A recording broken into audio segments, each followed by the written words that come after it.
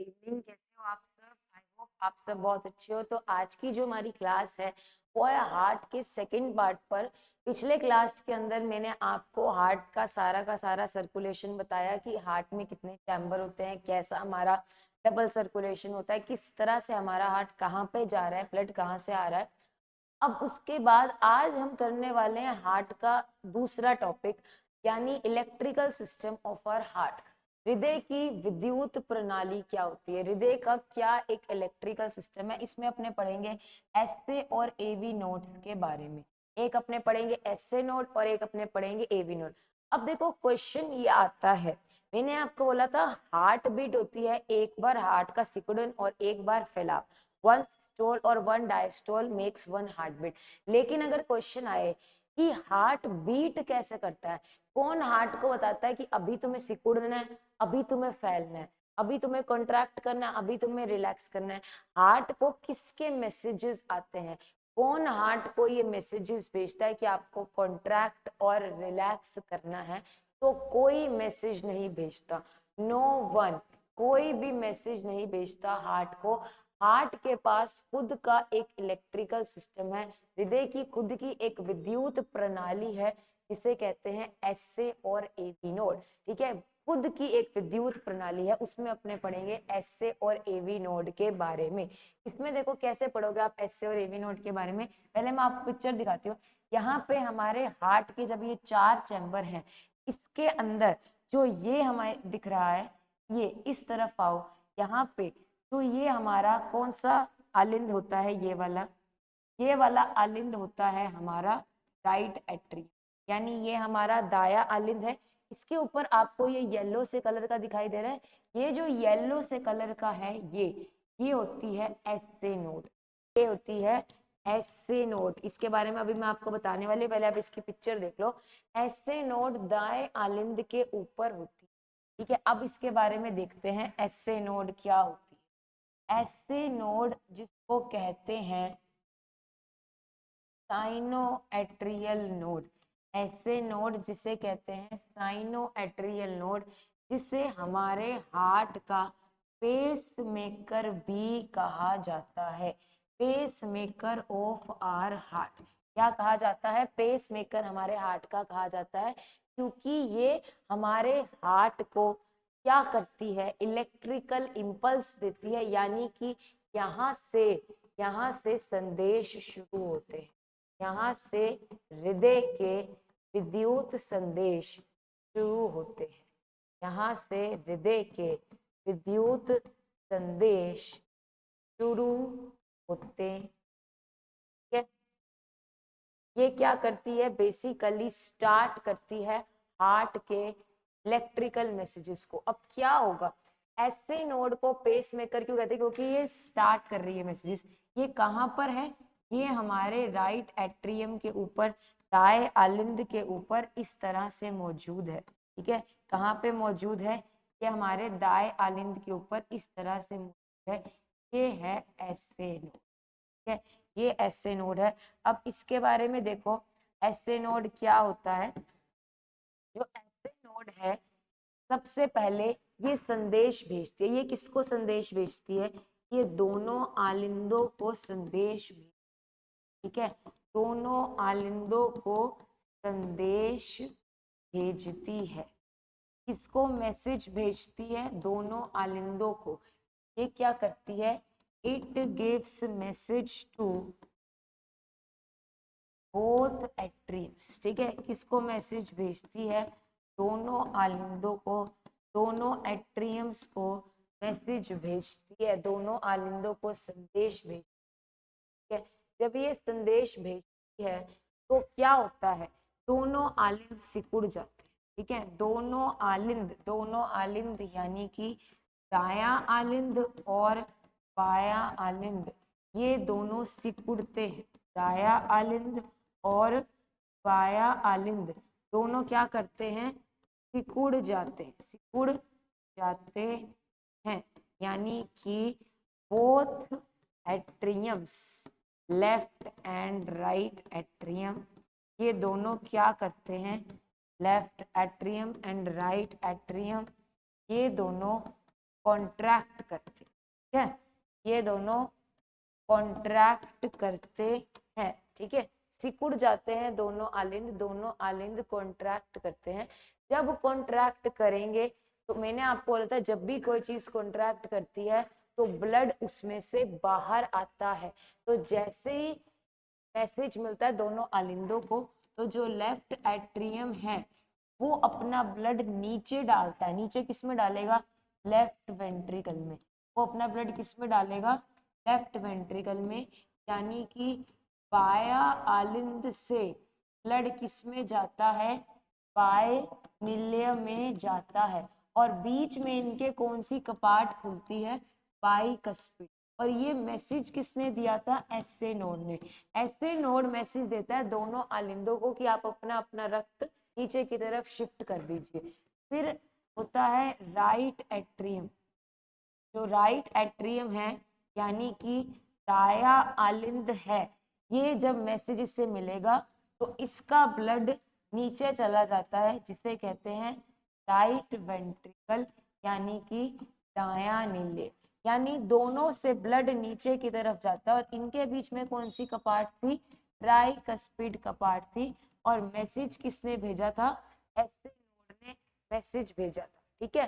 तो left atrium से blood left ventricle में जाता है, राइट एट्रियम से ब्लड राइट वेंट्रिकल में जाता है। और ये दोनों के दोनों काम करता कौन है? ये दोनों के दोनों काम करता है एसए नोड, ठीक है। एसए नोड ये दोनों काम करता है, ठीक है। एसए नोड ये काम करेगा कि दोनों तरफ से जो ब्लड है वो कहाँ पे आ जाए? वो आ जाए नीचे, ठीक है। अब ये ब्लड मतलब आप ये समझ लो, अगर क्वेश्चन आता है ऐसे नोड के मैसेज देने पर कौन सी दो कपाटें खुलती हैं? वो खुलती हैं बाइकस्पिड और ट्राइकस्पिड, ठीक है। जैसे ही इसने मैसेज दिया तो ऐसे नोड यहाँ पर मौजूद एवी नोड को, यहाँ पर एक नोड होती है एवी नोड, यहाँ पर एक नोड होती है एवी नोड। अब ये मैसेज देता है ऐसे नोड एवी नोड को कि भाई अभी मेरा काम तो हो गया, अभी तुम्हें वेंट्रिकल्स को संभालना है। तो ऐसे नोड दोनों आलिंदों को सिकुड़ने के साथ साथ एवी नोड को भी मैसेज भेजता है। किसको मैसेज भेजता है? एवी नोड को भी मैसेज भेजता है कि मैंने तो मेरा कर लिया है, अब तुम्हें अपना नीलियों को मैसेज भेजना है। तो जैसे ही एवी नोड आता है, एवी नोड, पहले तो इसका फुल फॉर्म देख लो। इसका फुल फॉर्म होता है एट्रियो वेंट्रिक्यूलर, एट्रियोवेंट्रिकुलर नोड। इसके नाम से ही पता चल रहा है कि ये दोनों वेंट्रिकल्स यानी कि दोनों नीलियों को संदेश देता है। ये किसको संदेश देता है? दोनों वेंट्रिकल्स को, यानी कि दोनों नीलियों को संदेश देता है ये, ठीक है। अब जब ये संदेश देता है दोनों नीलियों को तो इनसे भी ब्लड बाहर आएगा, क्योंकि संदेश देने पर हर चीज सिकुड़ती है, ठीक है। अब क्या होगा? दोनों नीलियों को संदेश मिलेगा तो जैसे ही लेफ्ट वेंट्रिकल को संदेश मिलता है, यानी कि बाएं नीलिय को संदेश मिलता है, तो बाएं नीलिय से ब्लड जाता है ओर्टा में। ओर्टा यानी कि महाधमनी के अंदर जाता है। और बीच में कौन सी वाल्व खुलती है? ओर्टिक वाल्व खुलती। कौन सी वाल्व खुलती है? ओर्टिक वाल्व खुलती है, ठीक है। अच्छा, उसके बाद राइट वेंट्रिकल से ब्लड किस में जाता है? यानी कि दाएं नील्य से ब्लड किस में जाता है? इसमें ब्लड जाता है पल्मोनरी आर्टरी। इसमें जाता है पल्मोनरी आर्टरी, यानी कि फुस्फुसिया नी, ठीक है। और बीच में वाल्व कौन सी होती है? Pulmonary valve. वाल्व कौन सी होती है? Pulmonary valve. ऐसे दोनों दोनों नोड्स के थ्रू हमारे हार्ट के संदेश पहुंचते हैं। पहले एसए नोड था, एसए नोड ने मैसेज दिया, उसने मैसेज दिया दोनों आलिंदों को, तो दोनों आलिंद से ब्लड नीचे आया। फिर एवी नोड था, एवी नोड ने दोनों नीलियों को संदेश भेजा, तो ब्लड उनसे बाहर आया, ठीक है। अब देखो, जैसे अगर मान लो कोई एक ऐसा इंसान है जिसके अंदर एसए नोड अपना काम नहीं करता।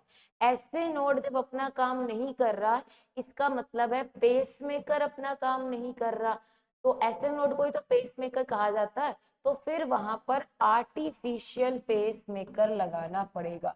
और आर्टिफिशियल पेसमेकर जो होता है, ये कैसे पता लगेगा कि इस इंसान को आर्टिफिशियल पेसमेकर की जरूरत है? ठीक है, आप सोचो कि कौन सा ऐसा टेस्ट होगा जिससे पता लगेगा,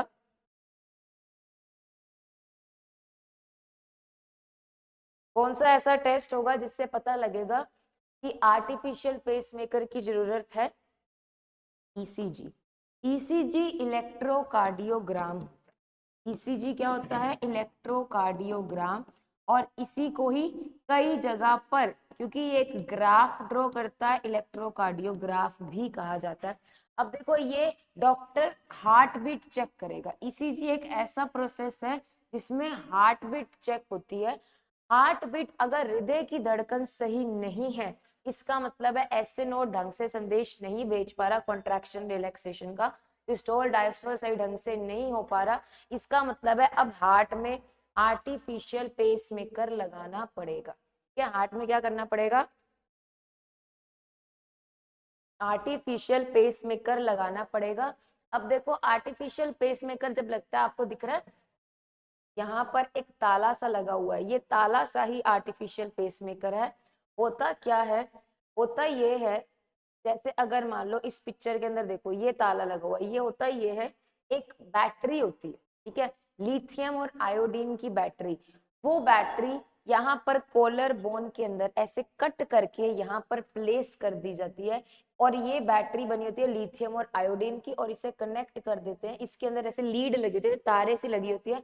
जहाँ पे हमारा एसए नोड होता था, यानी राइट एट्रियम से ऊपर, वहां पे पेस मेकर की लीड्स लगा देते हैं। तो अब वो सारा का सारा काम जो था, जो ये देखो इस तरह से दिखता है, और इसे कहते हैं lithium iodine battery. Lithium iodine battery से पेसमेकर बना होता है। ये 2 चैम्बर का भी आता है, 3 chamber, 2 chamber, 3 chamber, 4 chamber. Heart का मतलब नहीं है ये 2 चैम्बर, 3 चैम्बर, 4 चैम्बर, इसके सेक्शन है। हमारे हार्ट में तो 4 चैम्बर ही होते हैं, यहाँ पे हार्ट के हिसाब से सोच लो, ह्यूमन हार्ट में 4 ही चैम्बर होते हैं। ये 2 चैम्बर, 3 चैम्बर, 4 चैम्बर बैटरी के चैम्बर है। कई बैटरीज में 2 ही चैम्बर होते हैं, कई बैटरीज में 3 चैम्बर्स होते हैं, कई बैटरी में ऐसे 4 चैम्बर्स होते हैं। तो लिथियम और आयोडीन की बैटरी से बना हुआ ये पेसमेकर लगाया जाता है। ठीक है, बैटरी लेस पेसमेकर भी आते हैं। कई पेसमेकर होते हैं जो बैटरी लेस होते हैं, जो कॉमन नहीं है। कॉमन वो वाला है पोलराइजेशन। पोलराइजेशन पर ये बेस्ड होता है, और ये हार्ट के अंदर इम्प्लांट किया जाता है। ठीक है, कहाँ पे इम्प्लांट किया जाता है? Implant inside the heart. इसको हार्ट के अंदर लगाया जाता है। ठीक है, इसे क्या लगाया जाता है? हार्ट के अंदर लगाया जाता है। और ये हार्ट के अंदर जब लगता है, तो ये हार्ट के अंदर पोलराइजेशन से काम करता है। बैटरी वाला हो तो वो लिथियम और आयोडीन का होता है। ठीक है, नेक्स्ट देखो, नेक्स्ट अपने को करना है ब्लड प्रेशर। जो ब्लड प्रेशर है, इसको करने से पहले मैं आपको ब्लड प्रेशर की डेफिनेशन बता दूं, रक्त दाब के बारे में बता दूं। जो ब्लड प्रेशर होता है, यानी कि रक्त दाब होता है, इसके बारे में मैं आपको बता दूं कि क्या होता है ब्लड प्रेशर यानी कि रक्त दाब क्या होता है। ये आप सोचो क्या होता है ब्लड प्रेशर, डेफिनेशन बताना इसकी, किसी को पता है तो। ब्लड प्रेशर क्या होता है?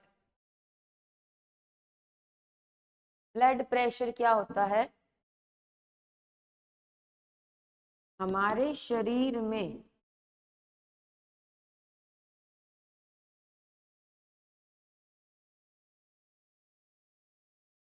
रक्त वाहिकाओं में चलते रक्त के दाब को रक्त दाब कहा जाता है। क्या क्या कहते हैं? रक्त दाब कहते हैं। यानी कि pressure of the blood vessels which are carrying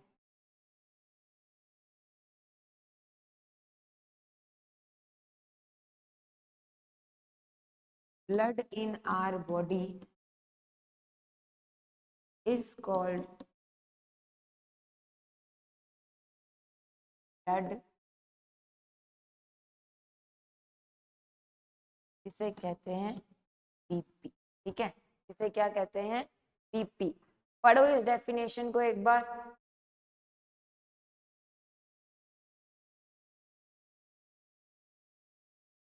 कि हमारे शरीर के अंदर जो ब्लड है, उसके अंदर जो ब्लड वेसल्स जिसके अंदर ब्लड चल रहा है, उनका एक दाब होता है। और दाब का फॉर्मूला पता है? वैसे आपको प्रेशर का फॉर्मूला पता है? ये तो फिजिक्स में कराते हैं, लेकिन आपको फॉर्मूला पता होना चाहिए। तो फॉर्मूला होता है फोर्स अपॉन एरिया, यानी कि बल बटा क्षेत्रफल। अब ये प्रेशर जो होता है ना, बीपी, ये हमारे अंदर दो तरह से होता है। जो ब्लड प्रेशर है, बीपी है, वो हमारे अंदर दो तरह से होता है। रक्त दाब दो तरह से कैसे होता है? एक होती है हमारे शरीर के अंदर आर्टरीज, एक होती है आर्टरीज यानी कि धमनियां, और एक होती है हमारे अंदर वेन्स यानी कि शिराएं। क्या होती हैं? वेन्स यानी कि शिराएं होती हैं। जो वे आर्टरीज हैं, इनके अंदर जो ब्लड चलता है, इस ब्लड को कहते हैं सिस्टोलिक ब्लड प्रेशर। ठीक है, क्या कहते हैं? Systolic blood pressure. और नॉर्मल ब्लड प्रेशर इनके अंदर जो होता है वो होता है 120 mm ऑफ Hg। ये जो 120 mm ऑफ Hg है, इसमें mm का मतलब होता है मिलीमीटर और Hg का मतलब होता है मरकरी यानी कि पारा।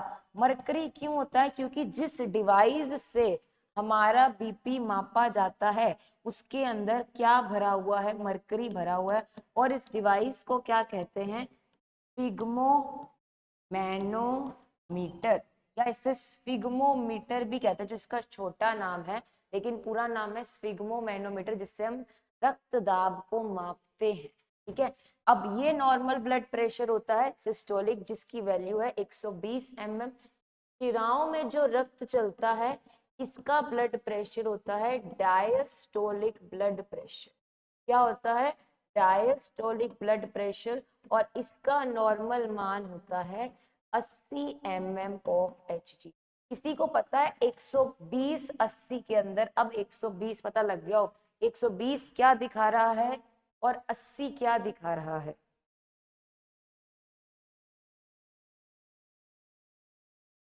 120 दिखा रहा है धमनियों का रक्त और 80 दिखा रहा है शिराओं का रक्त। ठीक है, अब अगर आपके दिमाग में क्वेश्चन आए कि ये 120 ज्यादा है और 80 कम है, तो ऐसा क्यों?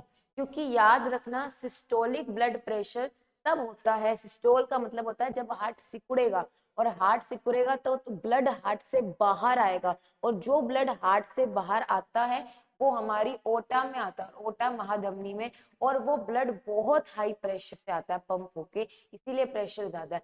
डायस्टोलिक वेन्स के अंदर का ब्लड है, और इनको वो ब्लड जो होता है वो प्रेशर इतना नहीं होता है, वो प्रेशर तो होता है लेकिन सिस्टोल वाले से कम होता है डायस्टोल का। ठीक है, 80। अब अगर मान लो किसी को बीपी की प्रॉब्लम है, तो पहली बात तो बीपी कोई प्रॉब्लम नहीं होती, बीपी हम सबके अंदर एक ब्लड का प्रेशर है। यानी कि किसी का बीपी बढ़ता है या घटता है, वो एक प्रॉब्लम है, उसका एक चार्ट अपने देखेंगे। देखो, सिस्टोलिक ब्लड प्रेशर एक नॉर्मल इंसान में 120 mm ऑफ मर्करी होता है, इससे कम लगभग 120। और डायस्टोलिक कितना होता है? 80। अगर ये ज्यादा है, ज्यादा मतलब एलिवेटेड बढ़ रहा है, तो सिस्टोल वाला 120 से 129 चला जाएगा।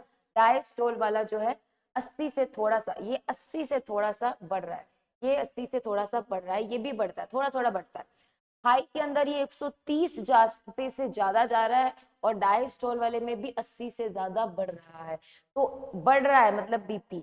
अब जैसे अगर मान लो कि जब भी ऐसा होता है कि बीपी बढ़ रहा है या घट रहा है, जैसे कि यहाँ पे देखो इस चार्ट के अंदर एलिवेटेड 120 29 और ये ग्रेटर देन 80, ठीक है, इससे ज्यादा बढ़ रहा है। ग्रेटर देन 80 का मतलब है ऑलमोस्ट 80 भी हो जाता है, कई बार लेस देन 80 भी हो जाता है, कई बार ग्रेटर देन 80 भी हो जाता है। लेकिन जब हाई बीपी है, जिसे कहते हैं हाइपरटेंशन, उसके पहले स्टेज के अंदर 130 से ऊपर जा रहा है, 130 टू 139, और डायस्टोल वाला भी बढ़ता है, वो 80 टू 89 में जाता है। हाई ब्लड प्रेशर जो बहुत ज्यादा सीरियस होता है वो 140 या उससे ज्यादा है सिस्टोल वाला, और 90 से ज्यादा है कौन सा, डायस्टोल वाला। तो ऐसा याद रखना, हाई बीपी के अंदर दोनों बढ़ते हैं, सिस्टोल वाला भी बढ़ेगा और डायस्टोल वाला भी बढ़ेगा। और जो इससे भी ज्यादा जिसमें इमीडिएटली डॉक्टर को दिखाना पड़ेगा वो है 180 से ज्यादा है सिस्टोल वाला, 120 से ज्यादा है डायस्टोल। वैसे तो इससे पहले ही डॉक्टर को दिखाना पड़ेगा, पर वो बहुत ज्यादा सीरियस कंडीशन हो जाती है, ठीक है। वैसे तो इससे पहले ही डॉक्टर को दिखाना पड़ता है, कंसल्ट करना पड़ता है। जैसे ही 130 जा रहा है, 135 जा रहा है, तो डॉक्टर को तो कंसल्ट करना पड़ेगा। अब अगर लो बीपी है, लो लो बीपी हो रहा है, तो यानी 120 वाला कम जा रहा है, वो 110 पे जाएगा, फिर 100 पे जाएगा, और जो 80 वाला है वो पहले 70 पे जाएगा, फिर वो 60 पे जाएगा। तो लो बीपी में दोनों कम होते हैं, सिस्टोल वाला भी और डायस्टोल वाला भी, ठीक है। और हाई बीपी में दोनों बढ़ते हैं, ठीक है, याद रखना, हाई बीपी में और लो बीपी की कहानी, ठीक है। अब आज की क्लास में अपने को करना था ये सब। और एक बात याद रखना, लो बीपी जो होता है इसके सिम्टम्स अलग हैं, इसमें इंसान को चक्कर आएगा, कुछ होगा। और हाई बीपी के अंदर सीवियर हेडेक होगा, शरीर के अंदर अलग अलग जगह पे अलग अलग सिम्टम्स आएंगे। कई लोगों को इससे माइग्रेन भी हो जाता है, एसिड भी बनने लग जाता है, GERD की भी प्रॉब्लम हो जाती है। डेंजरस ज्यादा कौन है बॉडी के लिए, हाई बीपी। क्योंकि अगर किसी के अंदर बीपी बढ़ता है ना, और उस वैसे तो ये भी डेंजरस है, लेकिन अगर ज्यादा पूछे तो ज्यादा हाई बीपी है। क्योंकि अगर बहुत ज्यादा बीपी बढ़ता है तो वो शरीर के किसी एक ऑर्गन पे अटैक कर सकता है, या वो हार्ट पे अटैक करेगा तो हार्ट अटैक हो जाएगा, किडनी पे अटैक करेगा तो किडनी फेल हो जाएंगी, ब्रेन पे अटैक करेगा तो ब्रेन हैमरेज या पैरालिसिस हो सकता है। तो बहुत डेंजरस है ज्यादा बढ़ता हुआ बीपी। पर अगर किसी को ही हो गया तो कोई डरने वाली बात नहीं है, डॉक्टर आपकी डेली की एक टैबलेट चलाएगा, डेली 1 टैबलेट, जो आपको डेली लेनी है, जो कभी स्किप नहीं होगी। और एक बार ये जिंदगी में चल पड़ते हैं ना, बहुत रेयर केस है कि बीपी, शुगर और थायराइड की दवाइयां कभी पीछा छोड़ दे, नहीं छोड़ती, ठीक है। लो बीपी का सोल्ट अलग होता है, हाई बीपी का सोल्ट अलग होता है, क्योंकि लो बीपी के अंदर हमारे शरीर में नमक की कमी होती है। लो बीपी के अंदर शरीर में कमी होती है, Na यानी कि सोडियम की कमी होती है।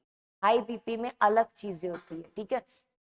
तो सोल्ट दवाइयां अलग होगी, ऐसा मत सोचना कि बीपी ऊपर नीचे है तो लो बीपी वाले के भी सेम दवाई होगी और हाई बीपी वाले की भी सेम दवाई होगी, दवाइयां अलग अलग होगी, ठीक है। Thank you very much. आज की क्लास के अंदर अपने को इतना करना था, मैंने आपको हार्ट से रिलेटेड सारी महत्वपूर्ण बातें बता दी। Thank you so much.